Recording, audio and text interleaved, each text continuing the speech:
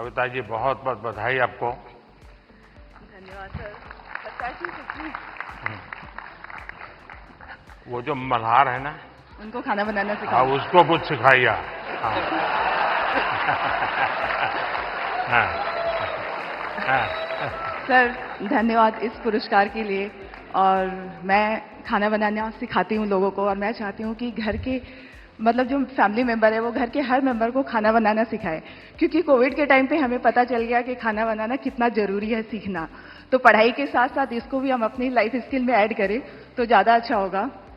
और साथ में मैं चाहती हूँ कि जैसे स्कूल वगैरह में हम बच्चों को बाकी चीज़ें पढ़ाते हैं, तो उसके साथ अगर हम एग्रीकल्चर भी सिखाएं तो बच्चों को ये पता चलेगा कि एक अनाज उगाने में कितना मेहनत होता है।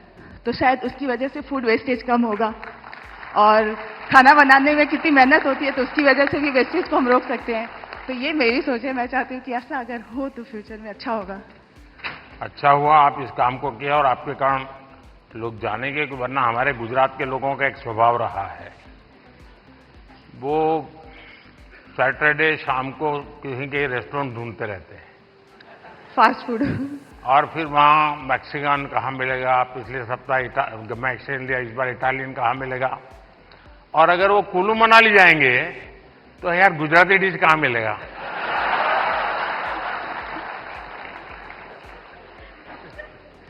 खैर, लेकिन आपने देखा होगा कि हमने 2023 को इंटरनेशनल मिलेट ईयर के रूप में दुनिया में पॉपुलर किया। हमारे यहाँ परंपरागत रूप से मिलेट खाया जाता था, लेकिन आज हमारे डाइनिंग टेबल पर से वो खो चुका था, फिर से आ रहा है।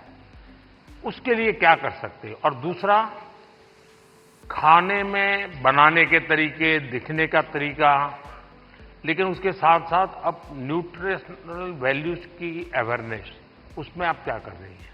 मैं कहना चाहूंगी कि जैसे बच्चे उनको फैंसी फूड पसंद होता है, तो अगर हम उसमें ज्वार, बाजरा, रागी ये सब फ्लोर मिला के, जैसे मैं सुबह दूध की मलाई बचती है तो उसमें बनाना मैश करके डाल देती हूँ, थोड़ा रागी ज्वार फ्लोर, काजू किशमिश क्रश करके, और इसके छोटे छोटे ऐसे पैनकेक बना देती हूँ। तो बच्चों को पता नहीं चलता, उनको लग रहा है कि बहुत मीठा है और अच्छा है। तो बच्चों के स्वाद के हिसाब से हमें खाने में थोड़े चेंजेस करने पड़ेंगे। और ये जो मिलेट है वो हम अपनी लाइफ में आजकल डाइटिशियन, डॉक्टर सब बोलते हैं कि मिलेट्स खाना हमारे लिए अच्छा है, और हम वापस उसी जनरेशन में जा रहे हैं जहां से हम शुरू किए थे। मैं अभी यूएस में मुझे निमंत्रित किया गया था, तो व्हाइट हाउस में बहुत बड़ा डिनर था, सबके लिए वेजिटेरियन था, और सरप्राइजिंगली 80% डिश मिलेट्स की थी व्हाइट हाउस में। तो मिलेट हम सबको अपने फूड में इंक्लूड करना चाहिए। और ये आपकी बात सही है कि बच्चों को उसमें रुचि बननी चाहिए। मैं याद है, खैर मैं बच्चा नहीं था तब, मैं ताइवान गया था बहुत साल पहले, तब तक मैं मुख्यमंत्री भी नहीं था, और मेरा कोई 10 दिन का वहाँ कार्यक्रम, वहाँ की सरकार ने मुझे बुलाया था। मेरे यहाँ से गया आइटनरी के साथ, no fish, no eggs, no meat, सब no no no no no. तो उनके लिए परेशानी थी, खिलाए क्या उसको। तो फिर मेरे साथ जो उनके कोऑर्डिनेटर थे, उन्होंने कहा कि साहब यहाँ एक बुद्धिस्ट रेस्टोरेंट है जो वेजिटेरियनिज्म को प्रमोट करती है, तो हमने आपके लिए वहाँ तय कर लिया है, आप क्योंकि और कहीं पर भी आपके लिए वेजिटेरियन मिलना मुश्किल हो जाएगा। तो मैंने कहा चलिए, आपकी बहुत बड़ा धन्यवाद करता हूँ, आपने मेरी सेवा की। अब मैं गया, सब मैंने उन्होंने शोकेस किया हुआ था ऑर्डर देने के लिए, मैं देखते ही चौंक गया, क्योंकि किसी को दिखता था चिकन जैसा, कोई दिखता था फिश जैसा, कोई मटन की सारी चीजें दिखती थी। मैंने कहा यार तुम यहाँ कहाँ ले आए मुझे, ये तो सब नॉन वेज है।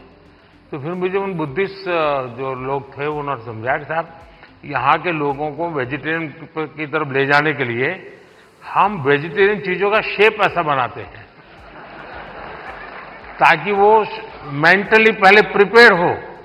और आप भी कभी ताइवान जाए तो आज भी वो रेस्टोरेंट है। खैर मैं तो उसको देख करके राम राम करके वापस आया। यही इस बात का मैं ध्यान रखूंगी अपने नेक्स्ट कुकिंग वीडियो में कि जो दिखने में पोषण के लिए जितना ज्यादा बल दे सके, मैं समझता हूं ज्यादा अच्छा होगा। जी सर, बिल्कुल। बहुत बहुत शुभकामनाएं। धन्यवाद सर। सर पैर छूऊं क्या? मम्मी ने बोला। And now the वाह, नमस्कार।